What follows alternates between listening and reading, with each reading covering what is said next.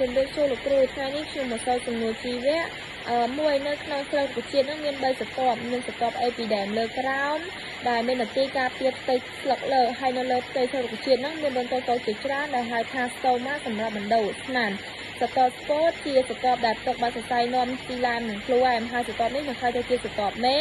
ស្រទាប់ប៉ាលីសាគឺជាស្រទាប់ដែលផ្ទុកខរ៉ូបាផ្ទុកខរ៉ូភីលជាពណ៌បៃតងហើយស្រទាប់នេះមាននទីចាប់យកពន្លឺព្រះអាទិត្យដើម្បីធ្វើឲ្យស្វ័យសំយោគបង្កើតសមាធិសរីរាង្គផ្លូវកោសពីរុក្ខជាតិអង្គស្ប៉ែនហ្នឹងប្រយោជន៍ដូចជាធ្វើជាគ្រឿងសំណង់ធ្វើជាគ្រឿងសង្ហារឹមធ្វើជាឱសថសម្រាប់ព្យាបាលជំងឺ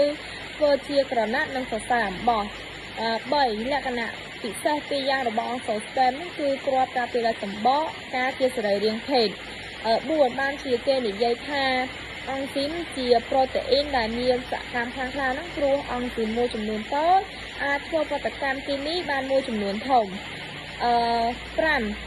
វិស្វកម្មសេនេតិកនឹងជួយទៅដល់រុក្ខជាតិដូចជាធន់នឹងអាកាសធាតុធន់នឹងថ្នាំសម្លាប់សត្វល្អិតធន់នឹងសត្វចង្រៃនិងធន់នឹងថ្នាំសម្លាប់ស្មៅ